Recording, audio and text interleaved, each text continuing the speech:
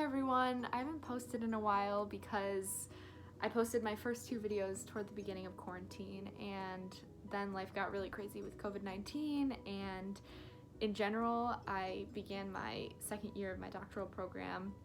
I also began my first clinical placement for practicum, and I moved to a new apartment. So it's just been a really busy time, and trying to balance everything has been really difficult, especially as everything's remote learning. It's just been an adjustment. I have a bunch of ideas for videos coming up, and I'm excited to share a little bit more about my life as a graduate student. Today I wanted to talk a little bit more about my experience in undergrad to prepare for my PsyD program. I talked a lot about how to apply and how to interview at PsyD programs in my earlier 2 videos, but I didn't really talk about the specifics of what I did to exactly build my resume and to create meaningful experiences that I could reference in my statements of purpose and talk about during my interviews. So this video is about what I did to build my resume and to gain experience. For undergrad, I went to a big school, which gave me a lot of opportunities to get involved and to really delve into psychology experience. First, I knew that I wanted to study psychology, and I pretty much knew that I wanted to go to grad school since I was a freshman in college. And so being in the psychology building, I was always looking for ways to get involved on bulletin boards, different clubs to join, and academic tracks that I could take. So for example, my school offered a certificate program that was really relevant to what I wanted to study.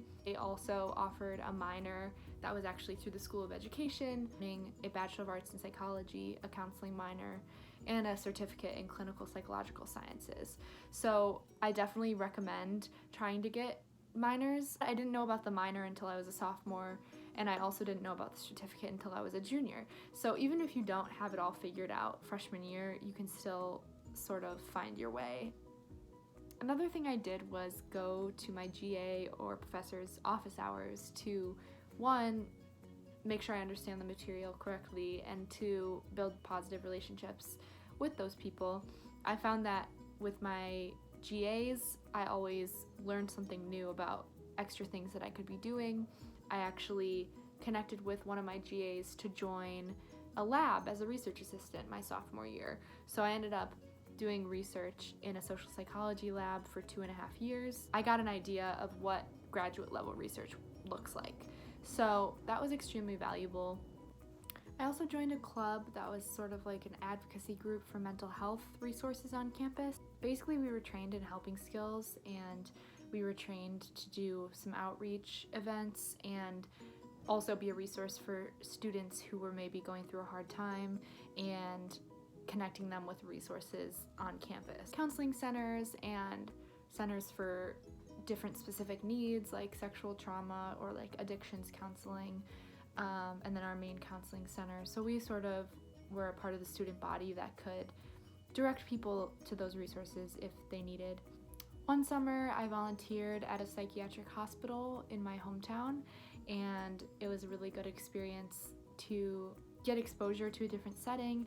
I helped sort paperwork and answer phone calls in the emergency intake department. Another volunteer position that I found was at a center for young adults on the autism spectrum, and there was a program where I was able to volunteer my time and help out the staff that worked there. I was also still struggling to figure out if I wanted to work with kids or adults primarily, and so I thought I should get some experience working with kids, and I did find a volunteer position in an elementary school special education classroom.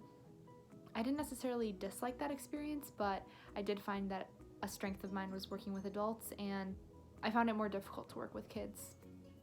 Like the second half of my undergrad, I held paid positions at 2 different sites that gave me clinical experience. The first was one of the sites that I volunteered at, the Residential Center for Adults on the Autism Spectrum. I actually got a part-time job there.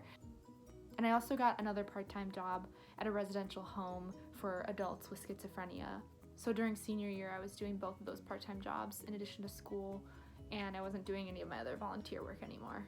So the school that I was at and the different opportunities that I was given were really great because I was able to decide what I liked, what I didn't like, where I worked best, and I had some good examples to draw from when it came to applying and interviewing for PsyD programs.